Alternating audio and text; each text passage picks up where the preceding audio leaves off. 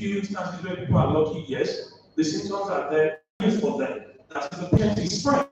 The doctor is the one that encourages him to do the test to find out if the cancer is there, or he walks to the doctor to go to do that test. And within the but so the main advantage and for patients. Side of care. Now, thank you. From a nursing and the patients journey will not be clean diagnosis. Most times they experience symptoms at home that they are worried about, and that's what comes. So by the time you get a diagnosis, a prostate cancer diagnosis, I think what they thought was just their inability to pass urine. And so the emotions are high and they are quite overwhelmed. And from doctors, they have a lot of information from tests, from treatment options available, the staging, and the possible outcome. So they are very anxious about what to expect, how the open is up. Some of them are anxious about, I start putting my house in order, how is this going to impact me financially? And so by the time they present to the nursing team, they are very overwhelmed, they are really anxious, they are in shock. And so what we do initially is provide education. When they are clarified, the questions are probing to them, it brings down that anxiety level. We work hand in hand with psychologists too. So when they know that, oh, this is not the end of the road, or the treatment the doctors have explained to you, this is how it's going to go. You're going to be getting this every 3 months. This is going to be every month. This is going to be every 3 weeks. Oh, you need to pass a catheter because you're not passing the urine well. Oh, your catheter might be due for change in so days. They know what to expect, and so they don't believe that they have that this is actually the way forward. Also, there are side effects associated with treatment, and most times they will explain to them by the doctors. But at the time that that is being explained, we see that because of the anxiety of the diagnosis, they don't know the form. We enforce that knowledge. Tell them about, oh, this is how this is going to be. When you experience this, when you see, for instance, patients getting sick, and one of the side effects is fatigue. So we tell them, oh, when you get chemo, you might feel fatigue as a result of that. So they would have hope to continue with that training. Also, physically, it depends on where and what type of treatment that you can offer to the patient. For instance, like Prof mentioned earlier, that the patient can go for surgery. And so for a patient that is going for surgery, the kind of care provided as nurses will differ from someone coming for chemotherapy. For surgery, it goes around patient's education, they train them about what to expect from surgery. Doctors will have done that, but just re-emphasize them about oral care, the bladder care, and also pelvic exercise before exercises. So for patients that are going for radiotherapy, we tell them about how we are going to do the bladder and the skin changes that will be associated with therapy. Also for chemo, we tell them about some of the side effects with fatigue, around the nutrition area, we also talk to them about it and exercises. Then emotionally, like I mentioned earlier, it's a roller coaster of emotion for them. So it is a safe space where they can express what they are feeling, because it's really a sensitive topic to discuss for them, because it also involves sexuality. And men have fewer support system. And so as nurses, what we do is create that space for them where they can express what they are feeling and how they are going to go through it. Thank you very much. That reminds us that cancer care is both medical and emotional. Now we're going to go to the psychologist, Dr. Ajayi. Please, while we are in the panel session, please take down your questions so that when we are done with this session, we can take your questions quickly. Thank you. Dr. Ajayi, cancer diagnosis often comes with fear, shame, denial, or depression. How can patients and their families cope emotionally, especially when diagnosis comes late? Thank you very much. Once again, I want to welcome everyone of us to this wonderful program, and all protocols duly observed. We're talking about, we're having a conversation which is very important and very timely.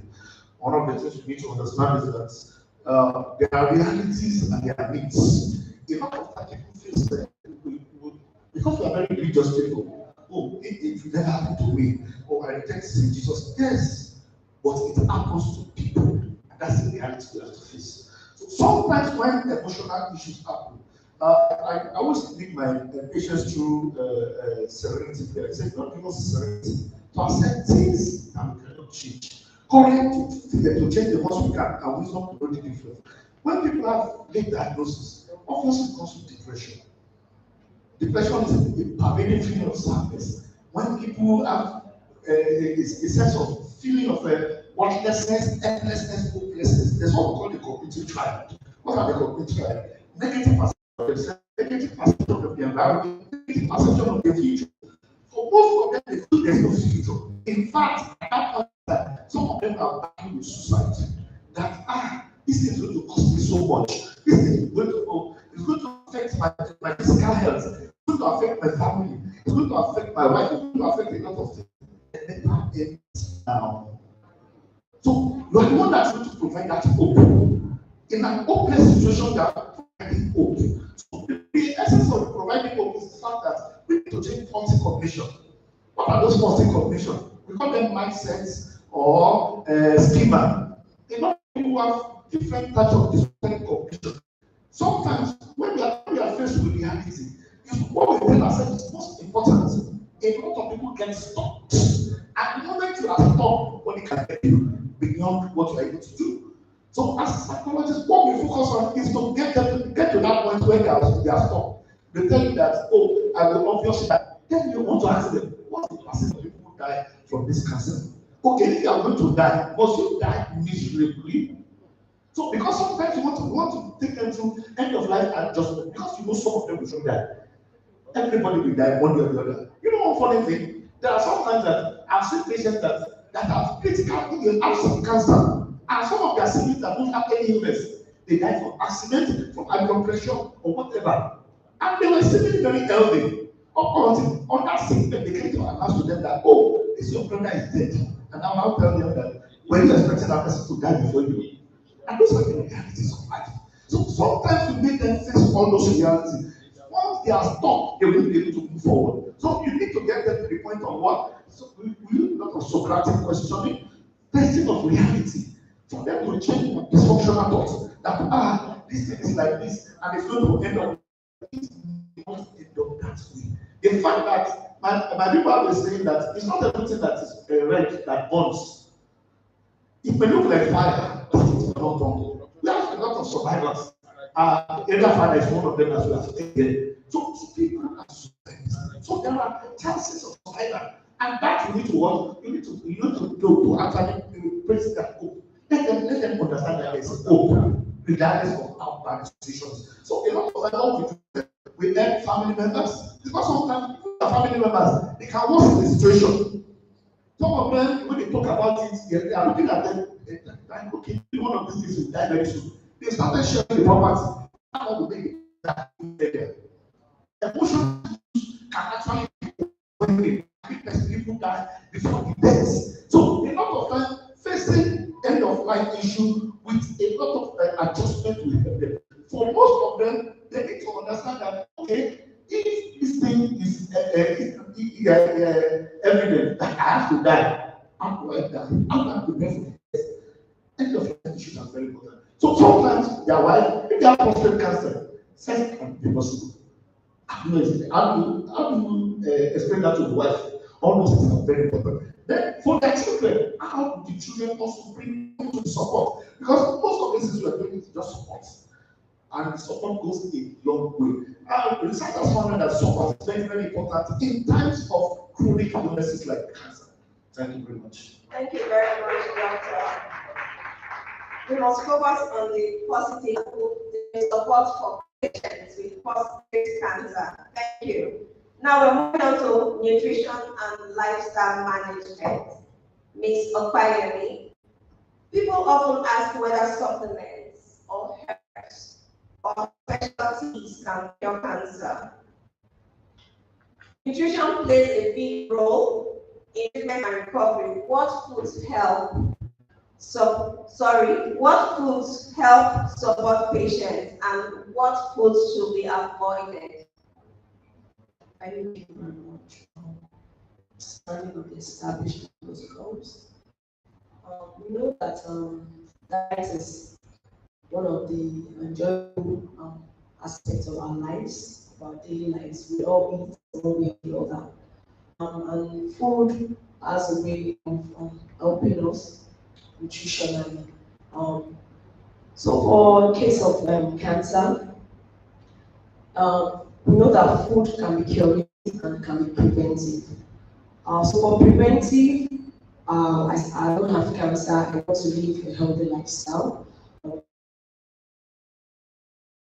My food body, my plate should be balanced. Adequate food should be free from refined products, should be free from high foods and very high sugars, very high saturated fats. I should increase my consumption of fruits, vegetables, foods that are very high in fibers. Should be part of my diet for the preventive aspects. Now for the curative, because cancer comes with a whole lot of very overwhelming treatments. It could be surgery, it could be radiotherapy. Each of these treatment has its own symptoms that affect the nutrition. Basically, the one can come with loss of appetite. Some could be lose bowel, some could be diarrhea, depending on the presenting symptoms from each of these treatments. However, once such patient approaches us, what we tend to do is, because our own treatment is individualized, what we do for patients may be different from people depending on the treatment. But the general rule is there are foods that actually been found to help to prevent the progression of prostate cancer. So we have foods like foods that are very high in minerals and catechins, which are fruits and vegetables. So we encourage 5 portions of fruits every day. So we can try to mix our foods in our plates. It should not be a particular fruit or vegetable, because all of these have their own vitamins and minerals. So we can combine. We could do carrots, we could do watermelon, because also like it's one of the very things that helps with cancer treatment. So tomatoes and watermelon has lycopene in it, so we could include it also in the diet. We have foods that are very high in calcium, also can be added to the diet. Liver, vegetables generally can be added to our diet. Parents will encourage them to go away from red meat, that's foods that are very high in fatty foods, that's red meat. Do more of chicken or fish, do whole grains, do more of lentils, beans, pulses. That can actually help and relieve patients and then delay the progression of the disease. Excellent, thank you very much. So we have heard now that foods can be preventive and curative. So let's pay attention to how we eat, especially once we are over 40. Dr. Owolewa, what are the biggest myths you want Nigerians to unlearn about prostate cancer today? There are many myths in communities. For example, cancer is a death sentence. It was mentioned earlier, or is a spiritual attack. What do you want us to unlearn about that today?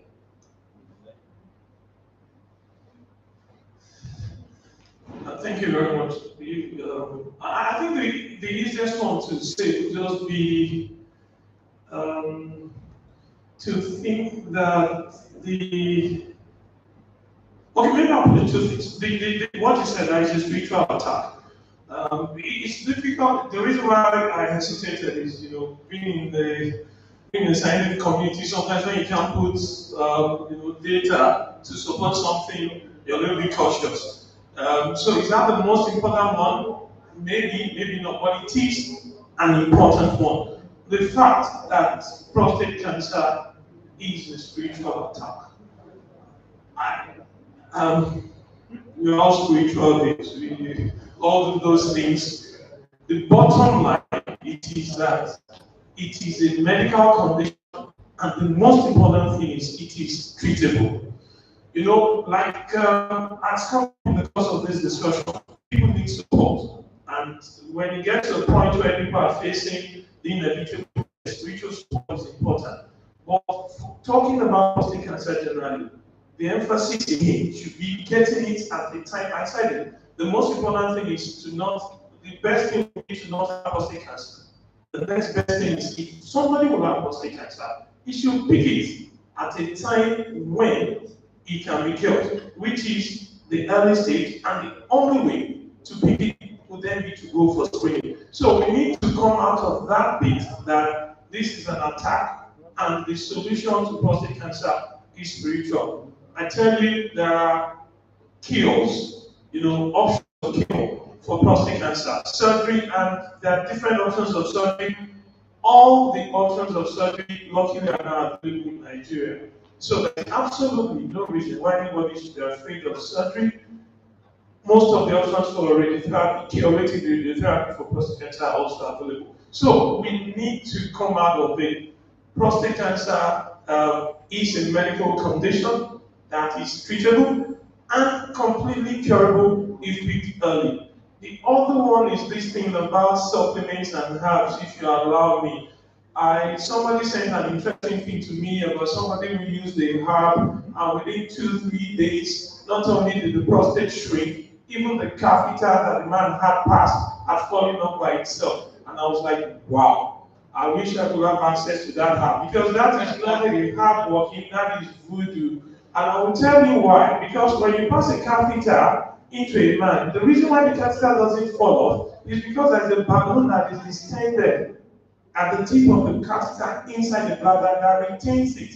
That's why we call it a self-retaining catheter. There is no medication the doctor can give you, not to talk about a herb that will, it can treat the prostate, but I will then burst that balloon and it will come down. If the balloon bursts because it was going to burst. Because there are times we pass catheters that have not been stored in good conditions and all that. And so sometimes even a catheter that a doctor will pass, before the patient leaves the clinic, the catheter falls off. So people use some of these one-off things to say that this magical herb.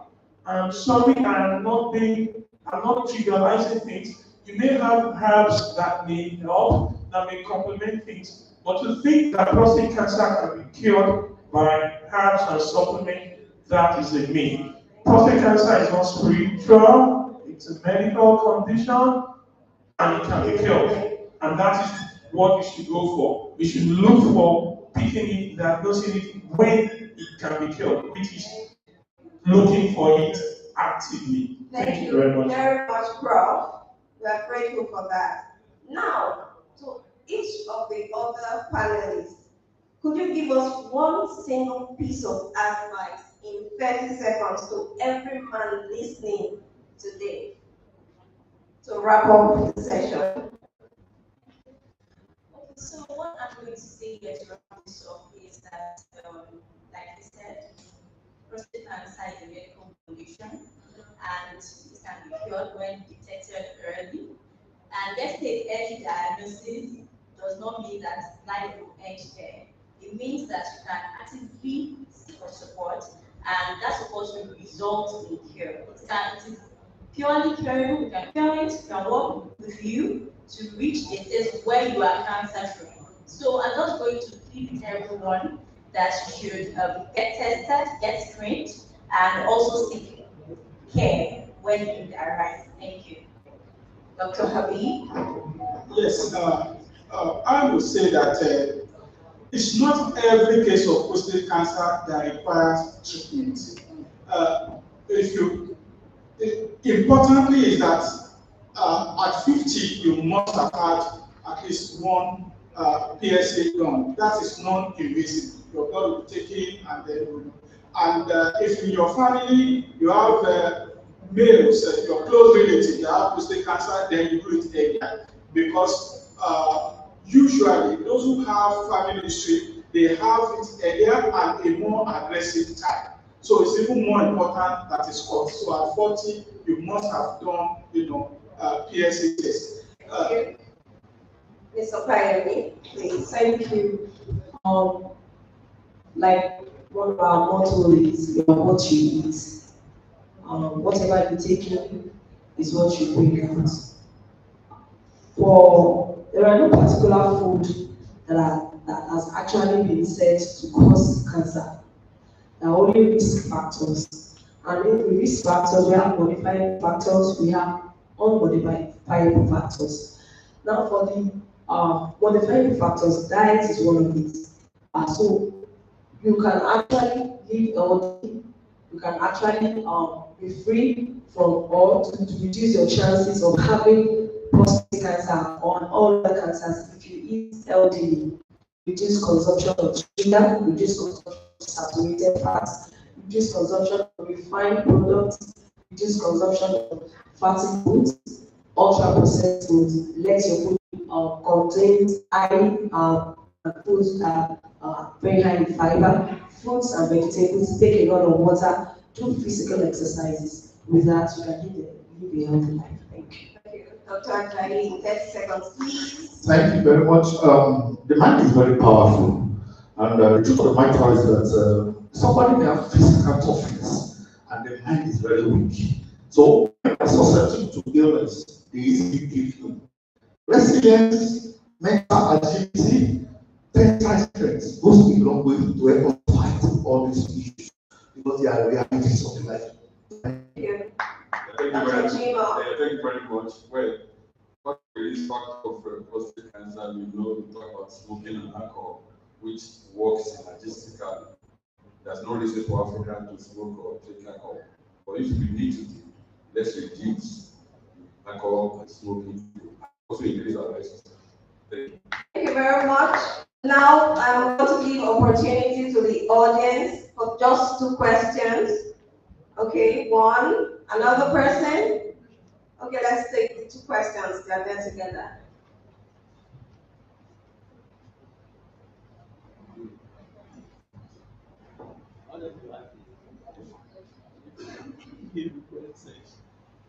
Please keep your questions very brief and general because the doctors will not be able to take personal medical histories today.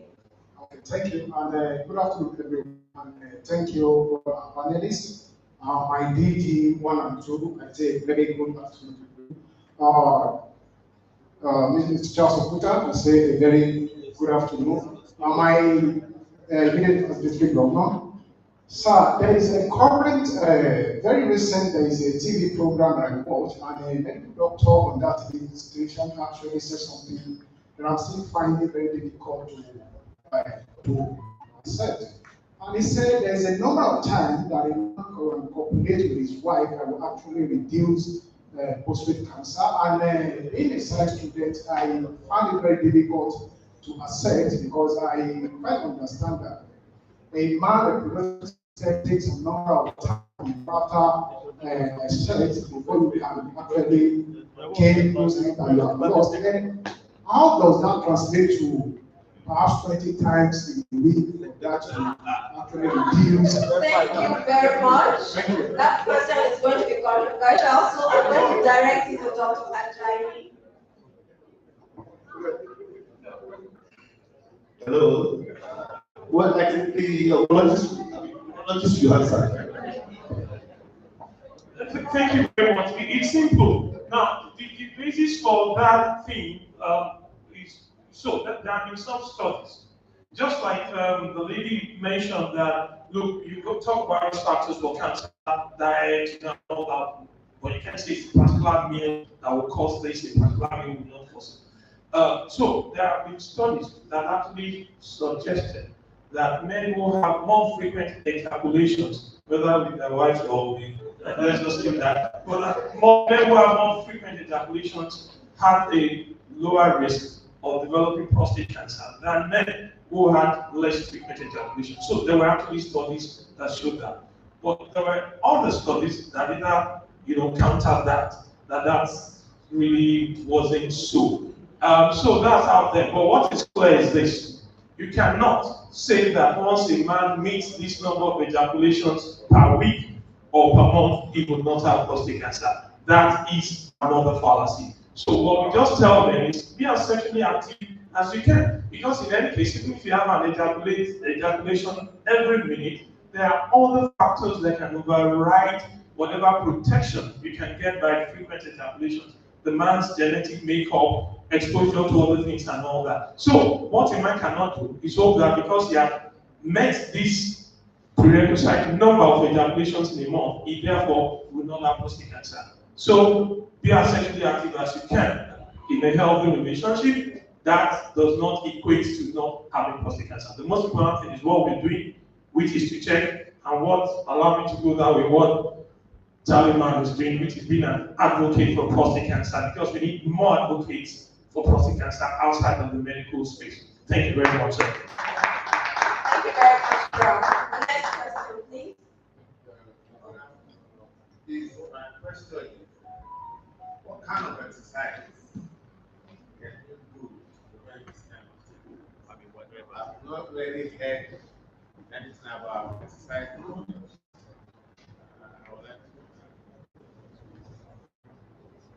Yes, when we say exercise, we mean the real exercise, not the room exercise. That's they do cardiovascular to make you sweat. You understand? Regular exercise. And it's not for prostate, it doesn't prevent it, it reduces the risk.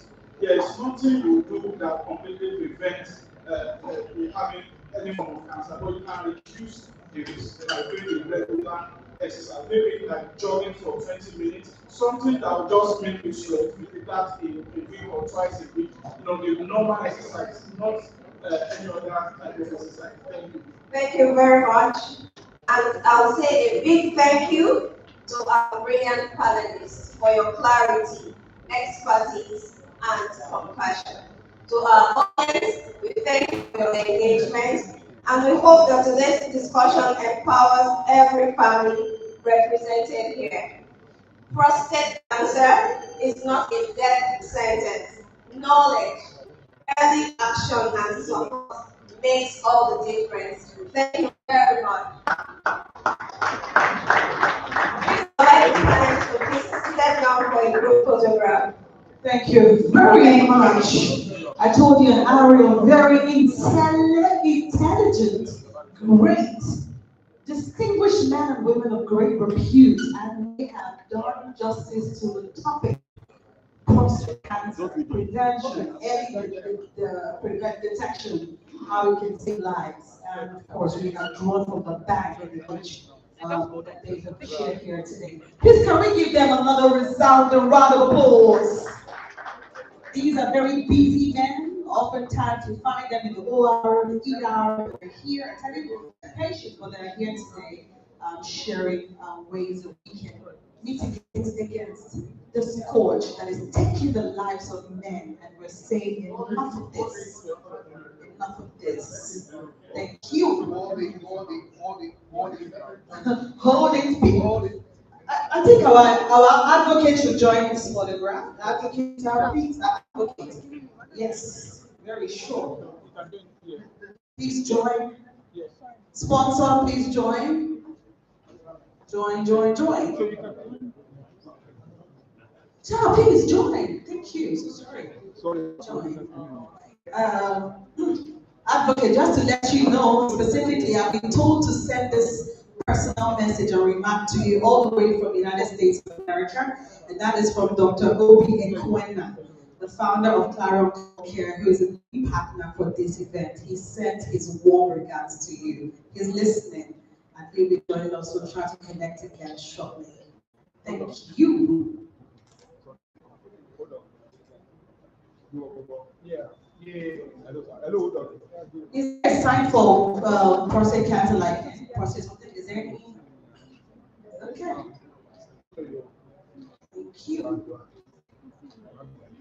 Thank you. Thank you very much. Thank you. Thank you. Thank you. Our DGs usually have very busy schedules, and they have been here. Dr. Obi, we're getting to you now. Can you hear us?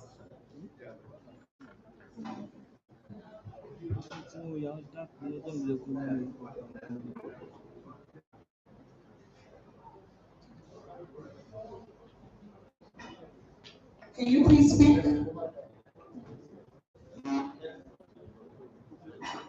He's in clinic. Okay, he's in clinic, so he can't speak to us. Okay, but your one regard to Charlie the advocate, Charlie man, advocate, Zadi. And can you say hello to Dr. Obi? Dr. Obi, how are you? Okay, this is Charlie Gomez. And it's never Charlie, man. Look at me, this Charlie. Okay? Oh, but respect, it should not seem as if I'm calling you, oh boy, it's like, so I was raised with respect. We call the boys Uncle Child, father. Hey, can we have the podium back? Area father. That's easier. But see that boy, he's happy. I can't say it. So. Sorry, sir. I'll be no sir. Where is the can we have our stage and podium back? Thank you very much. And now we're going to the session. This session, I'm personally interested.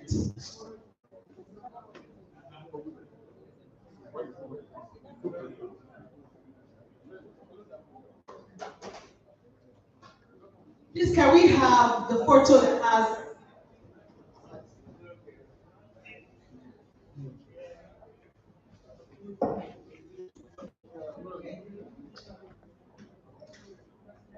Ladies and gentlemen, please take our seats. We've had a super powerful panel session, and that's not all there is. Still to come, a session that will blow your mind. I can tell you this for free, because this is not a man you see on the regular. You just see, I know he's a father to the people on the streets, but we must accord him the respect, the honor that he truly deserves, because he has worked, he's earned it. Ladies and gentlemen, it's now time for us to listen. Can we please have some quiet? Do we have an essay for this event? I think I'll nominate Rotary Emeka, past president Emeka. Can you please serve us an essay? I know you can make money for us. All right, so we can have some form of orderliness here. It is now time for me to invite to take the stage. I think we just need 2 seats here. Can we please have our volunteers take out the receipts for seats whilst we have just 2 seats? Can we please have volunteers? Where are volunteers, please? Volunteers, please. Volunteers, please. Rotary is about volunteering. We volunteer. That's what we live for. We live for service. A serviceable self, please. Thank you very much. Thank you. Thank you. Thank you very much.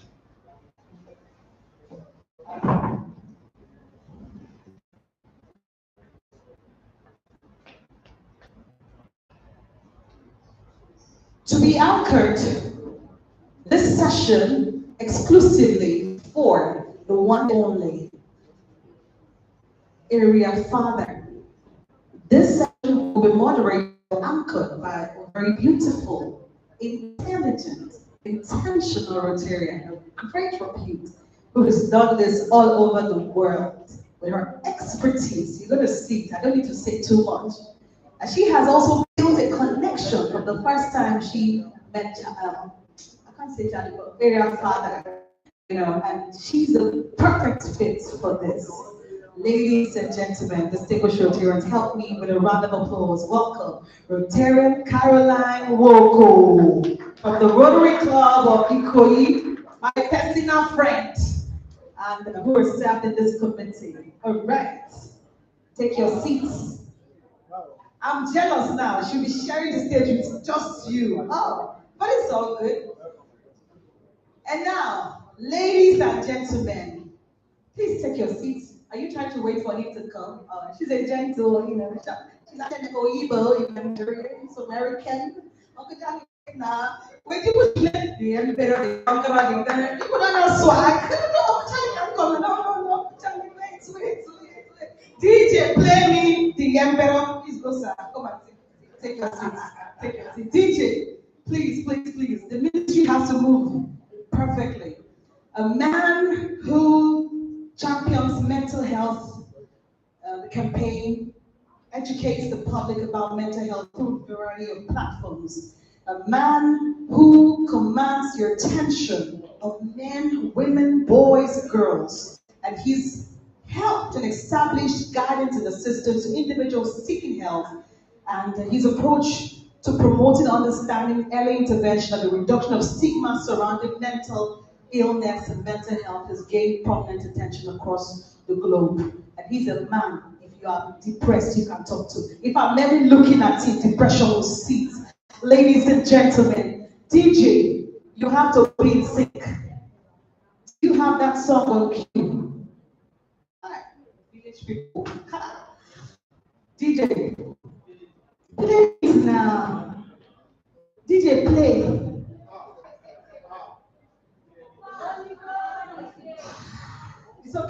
It's okay. Good things they take time. It doesn't come in easy. You have to wait for star shine till time. It's like we'll sing by ourselves. So the emperor, the cover, the champion, the lion is here. Master, help me sing it, please. Please help me welcome our own advocate. And I yield the mic now to you. Today, it's not a day of performance. We have lived with a brand name of childhood, right from when I was in high school. So today, it's not an entertainment per se. We're seeing a man who has gone through fire, gone to the end of that fire, and has come out, evolved to be a better person. So it's not entertaining childhood to be there. It's going to entertain you. But it's a man who will tell you what it takes to go through fire, to fight the fear, because when you hear cancer, it's like a death sentence. Am I right? There's a fear attached to it. It's like a death sentence. So going through that challenge with loved ones, with a wife, with a grandchild, with children, with great grandchild, is tough. But you will hear today because it's not. So I want you, it takes a lot of courage to come out and say, this is what I have gone through. It takes a lot of courage for Uncle Sam, who is in his sick bed, to arrange this and talk about it. So ladies and gentlemen, it's not just clapping for this courageous advocate. I need you to all rise up and give him a resounding clap for coming out to talk about this. Please stand up.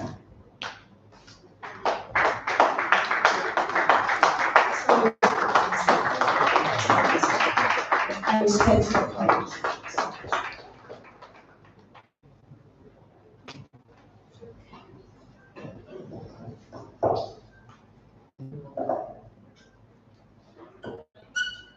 Can we have one mic? Sure. You can share the mic. Do we have an extra mic?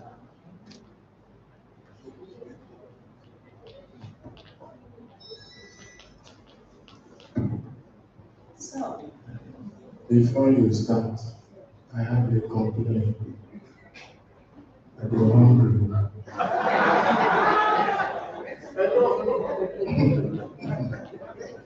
I know they take hunger, they do we can go on. Yeah. We appreciate you. Thank you for staying back. So let me start right away. Courage is not the absence of fear, but a triumph over it. Your story, once whispered in shame, becomes a lifeline when spoken with strength. Because the life you saved by breaking the silence may not just be your own. So on that note, I would ask you these questions. And the first one is, personal journey came the silence. Can you take us back to the moment you first received your diagnosis? What was going through you? And what made you decide to speak openly about your experience rather than keeping it private? Okay. I've been involved in so many fights in my life. My first fight was against the Kingdom of Justice, Chukwudifo Obuja, as his son.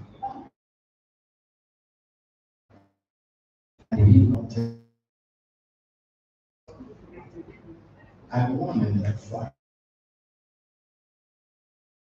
And many numerous fights I've been engaged with in Afro Icon.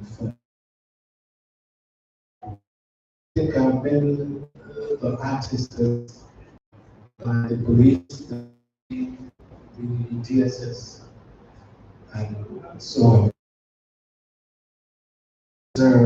Since childhood, been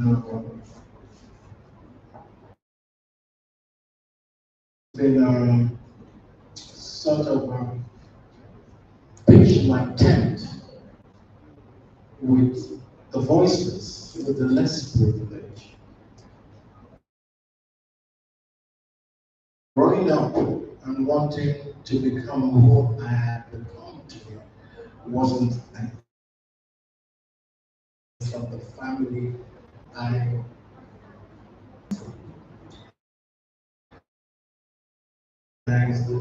was having the first stage of this disease. For me, the fight was brewing, and I said, do what you got to do. I'm surviving this. Because he said, he told me his suspicion about something. We quite didn't know until we had to do several tests over and over again. And when he said to me, "You're lucky. I mean, it's just start opportunity to yak it off." I didn't stop to say, my Kilino work again. And this is what we need to do to be prepared in case this is about to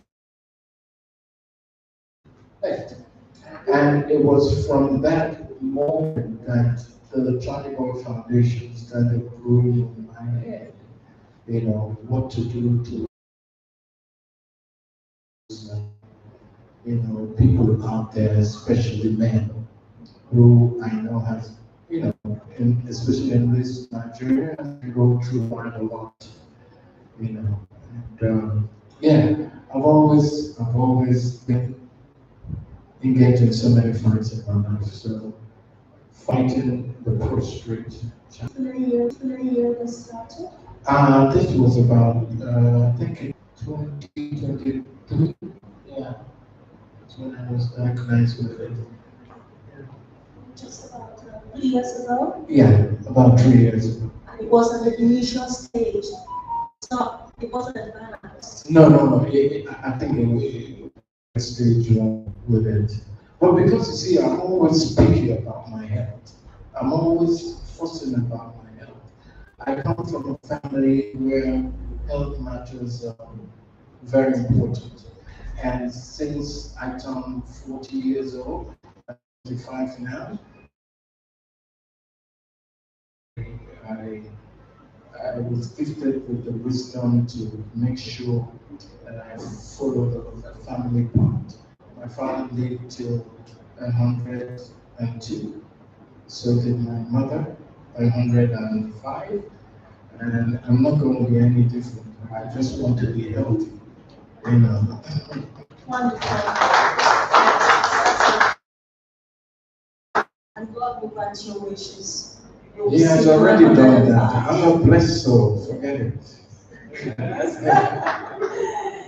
Now, a second question. Many men struggle to discuss prostate health due to stigma or discomfort. What barriers did you face in sharing your story, and what finally empowered you to break your silence? Well, if you know anything about me, I say it like I feel it. You know, I with my challenge. I had no shame in my game. I was just out there to make sure that my fellow understood what I went through, and they understand also that this is something, if caught early, like everybody has said, if caught early, you could fix. You know, this is not something that is meant to kill anybody, but you need to pay closer attention to your health. And I'll say something, you can say controversial here. I'm talking to men out there. I need you guys to start to be very selfish, excessively selfish about your health, about your person. Because if we are the protector and the provider, if we are not well, what happens? The boat will sink. So all of this conditioning we were born with. Men don't cry. If anything you're going through anything, just it. Me, I dey cry a lot. So if something affects me, I will cry. I don't even cry, make everybody there I dey cry. Because I don't know. That's it. You understand? So I'm not into that. If anything is happening, you're going through something, you chest it. That is the sign of a man. Oh, I don't agree with that. So I'm urging men to please. Because now when you get your health together, when your body takes right, that is when you can attend to your responsibility. Because if you are not healthy, there is no way that you're going to be thinking about family, your children, and anybody here depending on children or depending on wife will say that when it happens to you or when it starts happening to you, that they will be there for you. You're making a mistake because they may not be there for you. Your wife may not be there for you. Your children may not be there for you. I wasn't waiting for anybody to be there for me. Like I said, I'm a fighter, so I had to go the whole hog myself. So I think it's high time men start to be selfish. And they can only do that by forcing over their health, making sure that in your own family, your health as a man comes first before anybody. And that's the way most of us can escape this. Wow, thank you for sharing. So it's more like a self. Required a lot in this economy because they're the provider, the protector, they are the leaders. They have to think about every other thing first. You know, their responsibility is so humongous. So, yeah, the best favor you can do for yourself is to be a little bit selfish.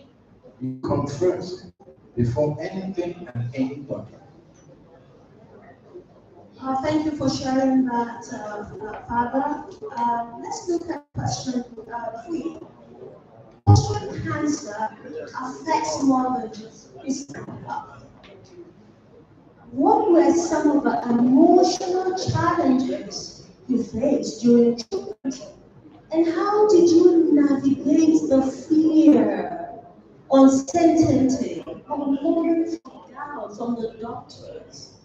Even though you're a fighter, yes, we know you're pretty strong, but how did you, that uncertainty? I won't lie to you. It did affect me psychologically. Because I started noticing, I started withdrawing from sex. Okay? I started anxiety before sex. So, but when I look back at my life, 10 children, 14 grandchildren, 1 great-grandchild, I say, waiting and you take this kidney to a year.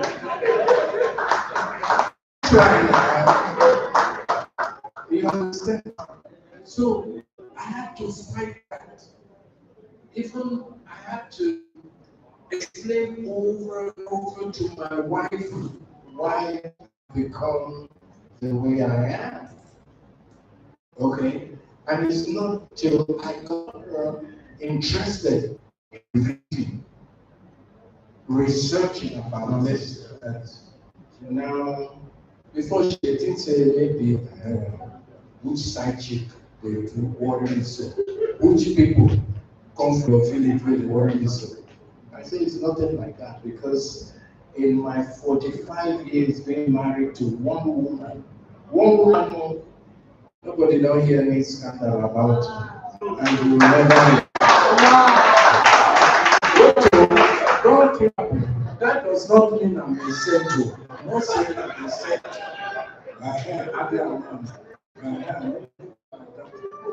But I've been loyal, not faithful, loyal to that relationship.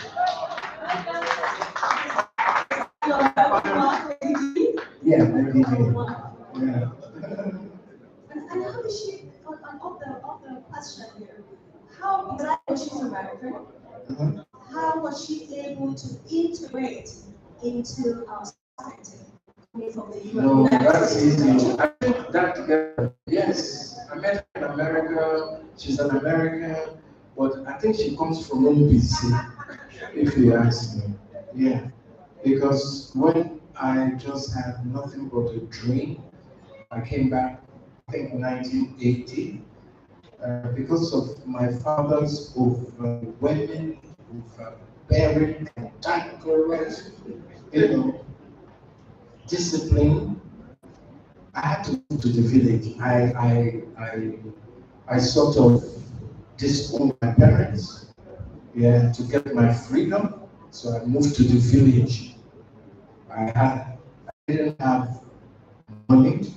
I didn't have a car. I didn't have anything but my dream. And that's how I started in my village. When I was selling the soup and doing small studio, collecting beatings from artists who wanted to do their demo.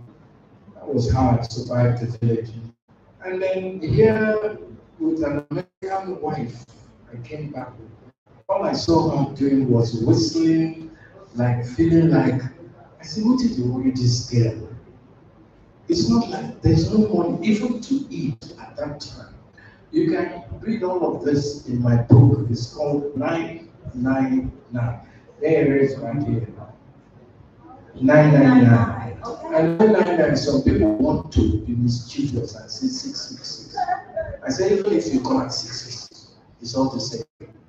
999 just means the end of a particular season in your life and the beginning of another one. Because I believe that right now, at this point in my life, I can see clearly. I have more wisdom. to deal with whatever, God puts in my hand. So I'm a different person from what I used to be, even 5 years ago. So Diane incorporated, nicely, and that's why it's not been rosy, okay? But I always say, marriage now management. There's no marriage that is trouble-free. There's no marriage like a fairy tale. It's a lie. It's just management. We have to agree that we both die here. And that's what we've agreed to do, to die here. Thank you for sharing. Thank you so much for sharing.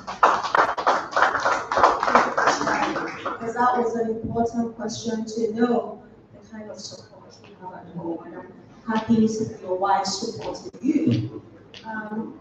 The next question is, a particular turning point, was there a particular turning point in your mental health journey? A moment when your mindset shifted from simply surviving to truly living. And what helped you reach that? Because you said you're a better person than five years ago, you have more wisdom. So what is that moment when the mental health journey shifted?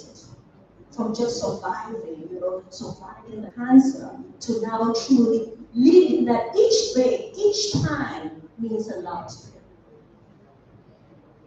I didn't go through all that emotion, okay?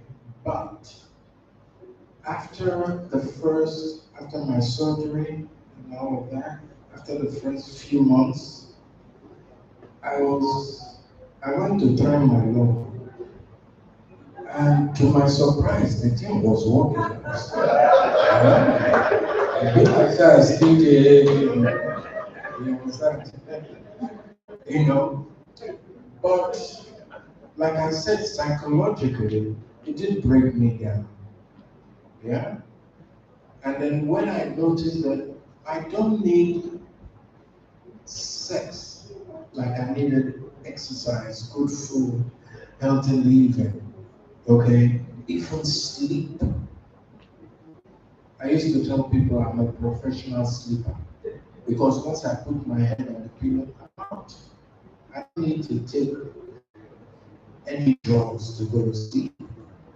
I think that's what God gave me. God gave me that one too. So there was not a point I was struggling with, how am I going to do this? No, like I said, what do you say to a man? Listen, I had my first child when I was barely 17. That's how come I ended up 10 children, 14 grandchildren, a great-grand. I'm not be today person now. Come on. You don't change now. So after all that gallivanting and this thing, I've had enough. I was just worried on behalf of my wife. But, I've discovered that the joy of sex is not just penetration, At least you guys can understand that. It's not when you penetrate a woman, that is, we've had sex. There are other ways to enjoy sex than just penetration. So when looking at the companions, ladies, is he right? Is he right, ladies in the house? Is he right, ladies? Okay. So most men think that it's just that. 5 minutes is all over. No. That's not it. Anyway, they are learners. They just come to game new. They don't know. They don't know how far. Don't worry about it. So yeah. It was very easy for us to adapt to change to change mentally and physically. So, our gentlemen, you've heard it. It's not just the physical absence of that. You can still enjoy it. You can still enjoy it with or without that. For women, it's not necessarily that pleases them. There's more to it than just you can get from the horse's manner. Just being there. It depends on who you're talking to. Different strokes the same for different folks. Well, after this event, if you want to see him personally, to get a more education on how to make a woman feel good without 10 minutes or 3 minutes of penetration. How do we have sex without penetration?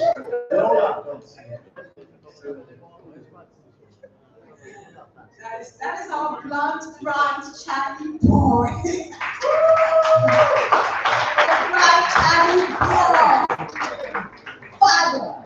Okay. I don't know what you intend to ask me later, but I'm feeling kind of hungry. That's number one.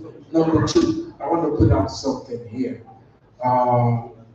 My foundation, I hear you're screening 100 people. Okay, I don't know whether you have that number to screen 100 people. Yeah.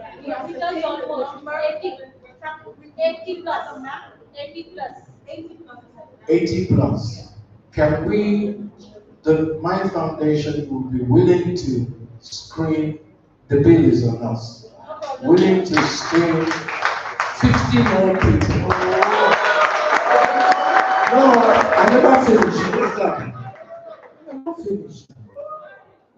And my foundation will be willing, as soon as you can, if we can do it as a Christmas present for a lot of people, we'll be willing to also finance and sponsor the screening of 400 people. Wow.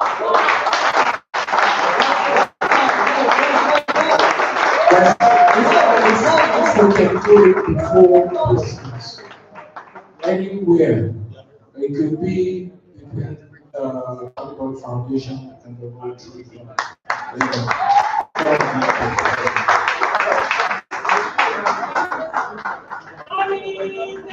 You got to see what I went through.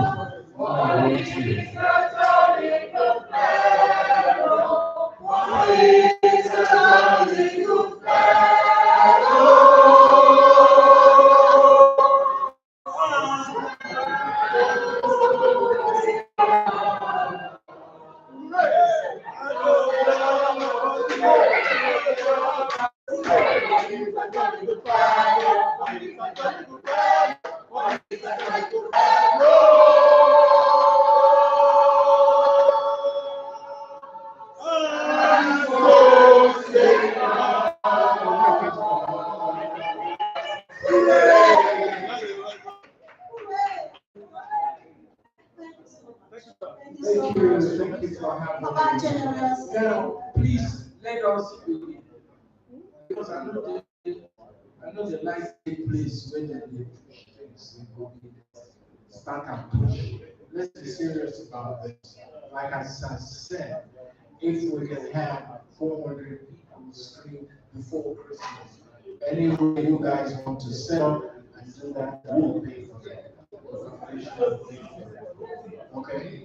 And then since you guys are involved, you see, I'm targeting that thing, and Oga is wearing, and see this guy is wearing.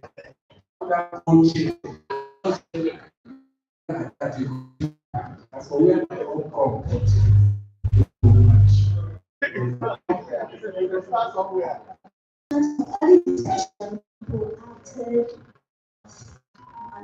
I just said, men learn to be selfish. Yourself first, because when you are healthy, both up here and physically, that's when you can operate at your best. That's when you can take care of your responsibility, because it's to worry. Everything shuts down to solve that problem. And may God not give bring on you. It's not your portion. It's not anybody's portion. Yeah. Can I go? Thank you so much. Let's give a resounding ovation to, yes, please, while still on stage, may I invite, is that you want to play song? Okay, it's okay. Wait, after declaration, this is an important aspect now. Our revert DG, our district governor has a special presentation today. He will be joined by Twin DG because it's a collaboration today. So may I invite DG speak on stage as our advocate will be decorated specially. And this is a way of welcoming to the Hall of Fame of honorary Rotarians. DG, sir, I'll give the mic to you. Thank you, my twin brother and Ikeja GRA. When area father came initially, he saw this on me, and I told him that there is a second pressing problem that we also see. So when my brother DJ came and he saw it, he said that I won't be like you now. I said, well, it has to be gradual. You will be like us, but you will do it gradually. Because Rome was not built in a day. So it is on that note that I'm joined by my twin brother here and the University Governor to formally induct Mr. Abiodun, the son of an eminent jurist, one of the greatest jurists that have ever lived, not only in Africa, but in the world.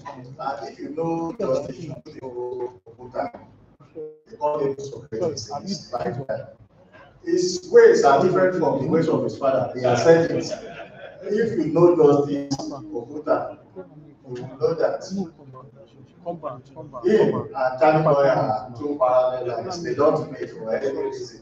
But he's a responsible person in his own right. So we must give it to him. His lifestyle is still a kind example. Faithfully married to one woman. When I know say life no go come good. So he grows up of his father. And on this note, it is my pleasure to formally induct him as honorary Rotarian of the Rotary Club Rhode Island East.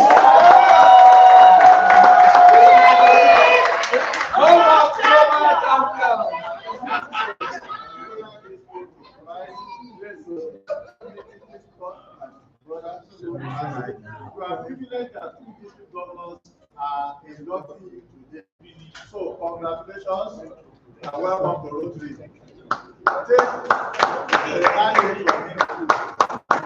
We want to welcome him the Rotary way. Please, PhD students, we dedicate a short Rotary song. Viva, viva Rotary, viva, viva Rotary.